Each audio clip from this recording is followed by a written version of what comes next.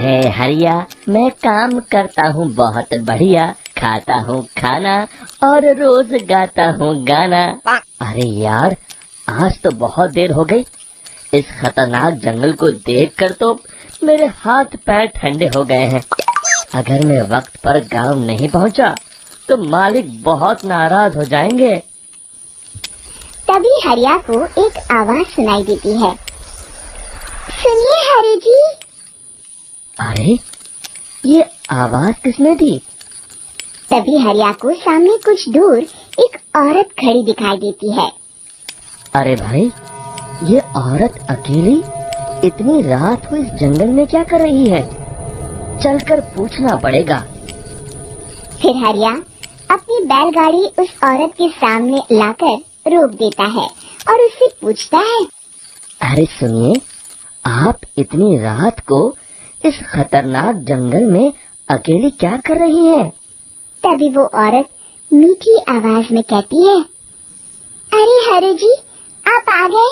मैं कब से आपका इंतजार कर रही थी। वैसे तो यहाँ से काफी लोग गुजर चुके हैं, लेकिन मैं खास आपका इंतजार कर रही थी। अच्छा, तुम सच कह रही हो? मुझे तो यकीन नहीं हो रहा है। वो क्या है ना, आज तक किसी ने मुझसे इतने प्यार से बात नहीं की। हाँ हाँ हरि जी, मैं सच कह रही हूँ। अब देर मत करिए और जल्दी से मुझे मेरे घर तक छोड़ दीजिए। हाँ हाँ, कौन सी बड़ी बात है, अभी छोड़ देता हूँ। आप मेरे पीछे बैलगाड़ी में बैठ जाइए और मुझे रास्ता बताते चलिए। फिर वो औरत हरिया की बैलगाड़ी में बैठ जाती है और हरिया बैलगाड़ी हाँकता हुआ आगे चल पड़ता है।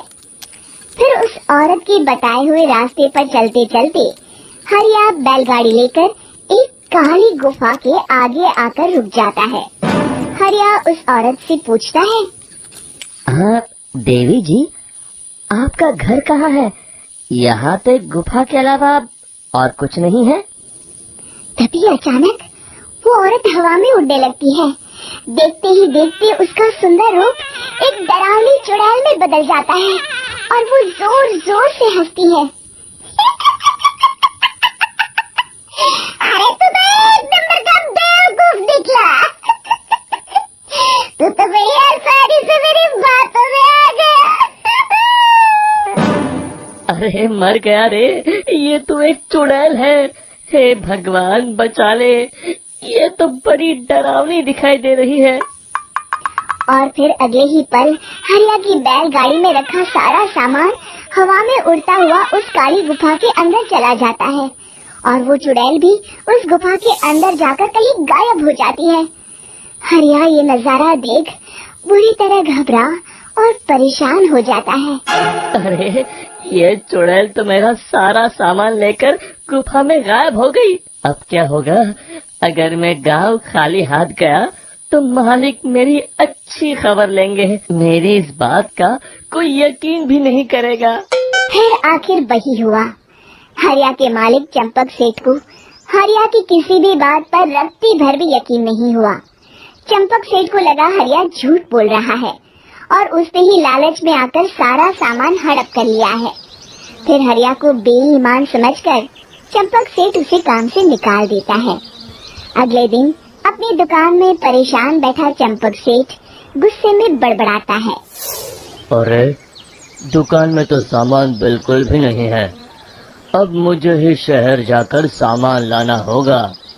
फिर वो अपनी बैलगाड़ी लेकर शहर चला जाता है।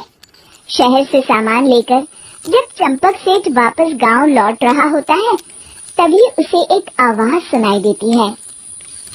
चंपक जी, ओ चंपक जी। अरे, ये तो कोई मेरा नाम लेकर मुझे पुकार रहा है। फिर उस रास्ते में वही औरत खड़ी दिखाई देती है। फिर क्या था, हरिया की तरह चंपक सेठ भी उस औरत के पास अपनी बैलगाड़ी लेकर जाता है और वो भी उसकी चिकनी चुपड़ी बातों के मुंह जाल में फंस जाता है।